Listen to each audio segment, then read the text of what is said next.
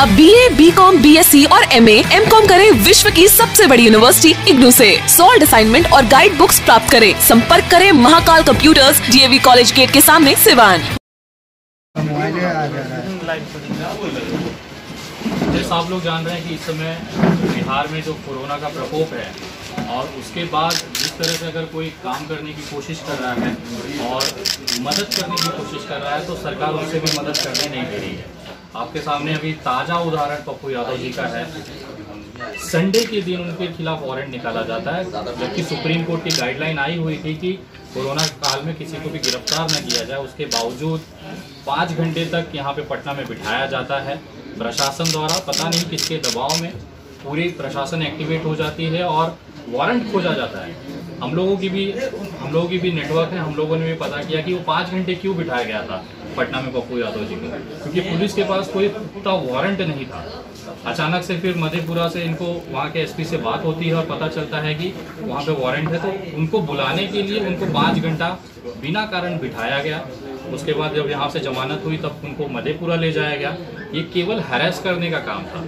एक पूर्व सांसद, एक संविधान पद पे बैठा हुआ व्यक्ति और कम से कम 25 सालों का उनका जो राजनीतिक या संवैधानिक पद पे जो काम किया उन्होंने, इस तरह के व्यक्ति के साथ अगर इस तरह की कुछ क्रूरता की जाती है, और मुझे तो शंका है कि कहीं ना कहीं उनकी हत्या का प्रयास चल रहा है बिहार के अंदर।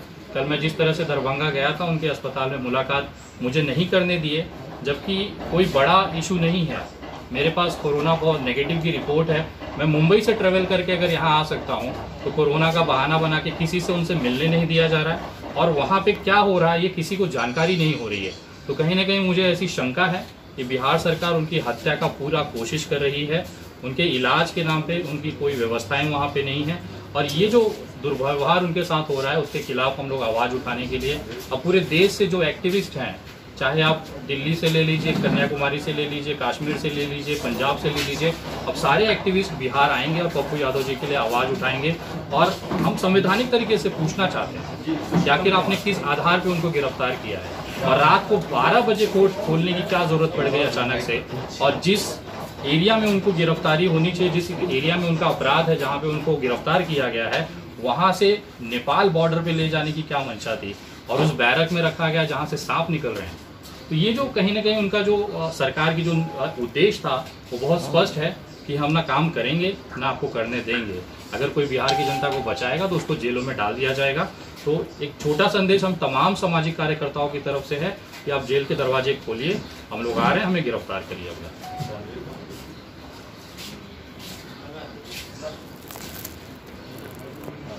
कल दरभंगा गए थे, क्या बोला गया था दरभंगा में? जो आपका रिपोर्ट था नेगेटिव का, फिर भी क्या बोला गया था, क्यों नहीं मिलने दिया गया?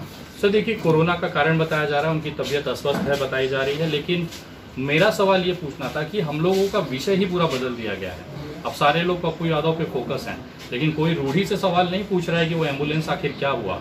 जो पप्पू यादव ने 40 ड्राइवर्स दिए थे, उनका रूढ़ी जी ने क्या किया है, और वो एम्बुलेंस क्या अभी भी बिहार की जनता के लिए खुले हैं या नहीं खुले हैं? अगर रूढ़ी जी का हिसाब किया जाए तो वो इकलौते ऐसे इंसान हैं जिनको बीच मंत्रिमंडल में से उठा के फेंक दिया था इसी NDA सरकार ने। वो क्या कारण था, कोई बता सकता है क्या? हम लोगों ने जब इसकी पूछताछ की, खोद किया, तो पता चला उनके ऊपर गंभीर भ्रष्टाचार के आरोप हैं, और ये आरोप कोई ऐसे वैसे नहीं है। जिस जमीन पे वो एम्बुलेंस मिले हैं, मैं आज आपके वीडियो कॉन्फ्रेंस के प्रेस कॉन्फ्रेंस के माध्यम से मैं पूछना चाहता हूँ बिहार सरकार से कि उनकी पर्सनल जमीन पर सरकारी पैसे 9 करोड़ रुपए से उन्होंने जो घर बनाया है, भव्य घर बनाया है, वो पैसे की निकासी आखिर किसने की है और किसने इसमें मदद की है? हमारे पास वो डिटेल्स हैं जिसमें मैं आपको कह सकता हूँ, जिसमें मिली भगत है वहाँ के डिस्ट्रिक्ट मजिस्ट्रेट, वहाँ के रूढ़ी जी खुद, और उस विभाग से, जिस विभाग में वो मंत्री रहे हैं, उस विभाग के सरकारी पैसे से, बिहार की आम जनता के पैसे से 9 करोड़ रुपए से उन्होंने अपना भव्य घर बनाया है। इस तरह के आरोपों की जब जांच होगी, उस अमाउंट का अभी तक कोई ऑडिट नहीं हुआ है। यही सब कारण है कि रूढ़ी जी को बीच मैदान में से उनको पद से साइड कर दिया गया, मंत्रिमंडल से हटा दिया गया। और जब पप्पू जी जाके वहाँ पे किसके लिए उन्होंने सवाल पूछा था? आम जनता जो बिहारी है यहाँ पे जो मर रहा है उसके लिए सवाल पूछा था। हो सकता था वो एम्बुलेंस महीने भर में 10 लोगों की जान बचा पाती। वहाँ पे 40 एम्बुलेंस था, कम से कम 400 लोग बचते थे ना। वो सवाल अगर पूछने वाला व्यक्ति को अगर सरकार आरोपी मानती है तो मुझे लगता है देश भर के सारे जो लोग हैं वो आरोपी हैं। सारे लोग सरकार से सवाल पूछेंगे और वो जितने लोगों को जेल में डाल सकते हैं डाले। हमारी तरफ से खुला स्वागत है। क्या पप्पू यादव को जिस तरह से गिरफ्तार किया गया तो क्या उनको मारने की साजिश भी है? सर, मैं आपको जिस तरह से शहाबुद्दीन का मामला हुआ है, जहाँ पे कोरोना नहीं होने के बावजूद भी उनकी दिल्ली में हत्या हो जाती है, हम लोगों ने इसके बाकायदा सोशल मीडिया पे बहुत सारे सवाल उठाए लेकिन कोई जवाब नहीं मिल पाता। तो मुझे अंदेशा है और विश्वास है कि अभी जब यहाँ से पप्पू यादव जी गए थे कोरोना नेगेटिव थे, लेकिन जब वो थोड़े दिन के बाद उनको पॉजिटिव कर दिया जाएगा और पॉजिटिव के आड़ में एक साजिशन हत्या पप्पू यादव की कर दी जाएगी, क्योंकि उनका जो कद है बिहार के अंदर वो अब बड़ा हो चुका है। एक तरफ सत्ता विपक्ष सब मिल के खेल रहे हैं। आप अगर राजनीतिक बयान देखेंगे तो वहां पे पप्पू यादव के खिलाफ ही आरजेडी भी है, जेडीयू भी है, बीजेपी भी है, सभी हैं। लेकिन बिहार की जनता के लिए अगर कोई आवाज उठा रहा है, जो रस्तों पे लंगर बांट रहा है, ऑक्सीजन सिलेंडर बांट रहा है, रेमडेसिविर इंजेक्शन बांट रहा है, तो केवल एक इंसान है। और शायद यही कारण है कि राजनीतिक हत्या करने का उनका प्रयास चल रहा है। अगर पप्पू यादव नहीं होगा तो फिर जम के भ्रष्टाचार होगा। रेमडेसिविर इंजेक्शन 30,000 35,000 में यही, आखिर ये जो अस्पताल किसके हैं? उसके पीछे अगर आप ऊपर जाएंगे तो किसी न किसी मंत्री, किसी न किसी विधायक का मिलेगा। ये जो फायदा है, पैसा जो कीमत है, वो जनता की जान पे, लाशों पे कमाने का पूरा प्रोपोगेंडा है, पूरा तैयारी है, जिसमें रुकावट पप्पू यादव कर रहे हैं। और यही खामियाजा है कि आज वो जेल में है और कुछ दिनों बाद उनकी हत्या हो। पप्पू यादव से मिलने तो नहीं दिया गया, क्या वहाँ के डॉक्टर से आपकी मुलाकात हुई? क्या कुछ वहाँ का माहौल है अस्पताल का? वहाँ जो अस्पताल के हालात है वो बद से बदतर है, टूटा हुआ अस्पताल है। क्या है वहाँ? सर, मैं कल मैंने अपनी तरफ से वहाँ पे बात रखी थी। अस्पताल में जिस तरह से उन्होंने, उनके जो वहाँ पे जो सहयोगी हैं या पुलिसकर्मी हैं, उनसे जब मैंने बात की तो उन्होंने बताया कि उनको पथरी, पेट में जहाँ किडनी है वहाँ पे उनको पेन है, बैक पेन है, लेकिन सिटी स्कैन के नाम पे, एक्सरे के नाम पे उस बड़े अस्पताल में जिसको हम DMCH कहते हैं, वहाँ पे कोई फैसिलिटी नहीं है।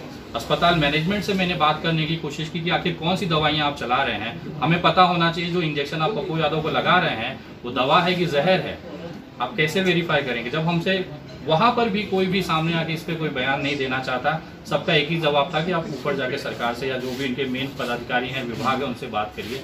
लेकिन मेरा कहना ये है कि अगर वहाँ पे इनका ध्यान नहीं रखा गया, अगर प्रॉपर इलाज नहीं किया गया, तो एक टाइम ऐसा आएगा कि उनकी इम्यूनिटी, उनका जो इंटरनल जो ताकत है वो टूट जाएगा, मनोबल टूट जाएगा और आदमी सरेंडर हो जाएगा।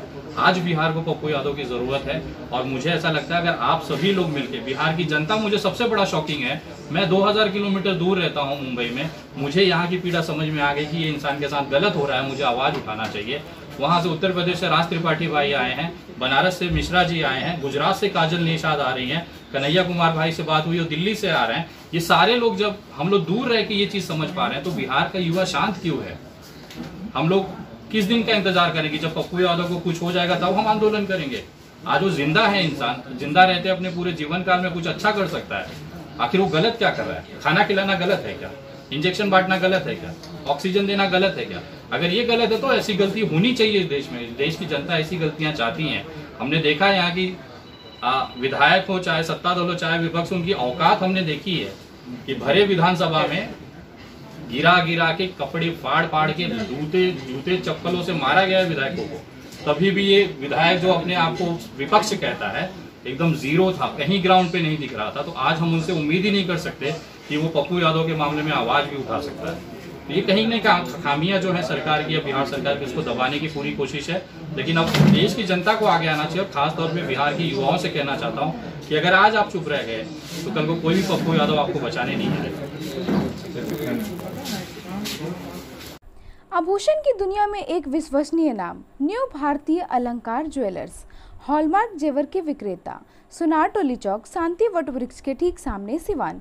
हमारे यहाँ आकर्षक एवं शुद्ध हॉलमार्क जेवरों की उचित मूल्य पर खरीदारी करें। व्यवहार व विश्वास हमारी पहचान। न्यू भारतीय अलंकार ज्वेलर्स, सुनार टोली चौक, शांति वट वृक्ष के सामने, सिवान।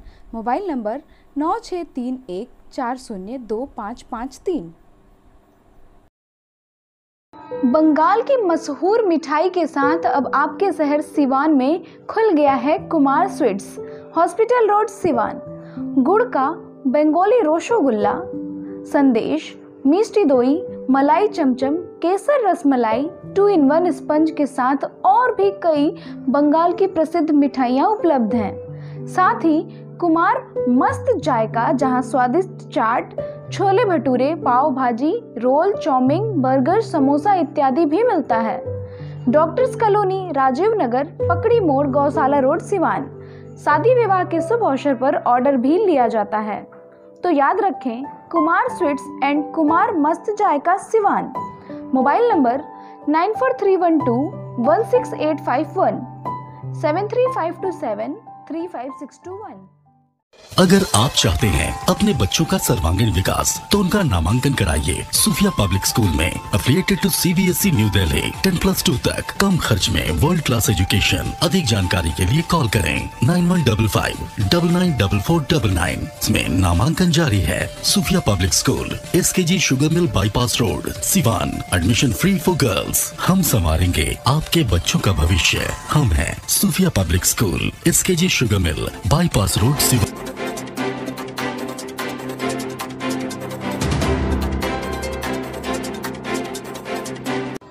इलेक्ट्रॉनिक स्कूटी खरीदने वालों के लिए खुशखबरी। न पेट्रोल, न मोबिल, न रजिस्ट्रेशन, न ड्राइविंग लाइसेंस, झंझट की दुनिया से बिल्कुल दूर। विजय सेल्स लेकर आया है कुमाटी कंपनी के कई बेहतरीन मॉडलों में स्कूटी व बाइक, और वह भी सेल एंड सर्विस के साथ स्पेयर पार्ट्स भी उपलब्ध। वहीं ISI सर्टिफाइड स्पीगो कंपनी का ई-रिक्शा कई बेहतरीन मॉडल व काफी मजबूती और 1 साल की गारंटी के साथ। तो अब पेट्रोल, मोबिल, रजिस्ट्रेशन का झंझट खत्म। आज ही चलें भारत की सबसे प्रतिष्ठित इलेक्ट्रॉनिक कंपनी के शोरूम में। विजय सेल्स एजेंसी, छपरा रोड, चांप ढाला के नजदीक, सिवान। फाइनेंस की सुविधा आसान किस्तों पर उपलब्ध है। सब डीलर्स के लिए भी संपर्क करें। Mobile number 9939865500 87090001639 8539910141।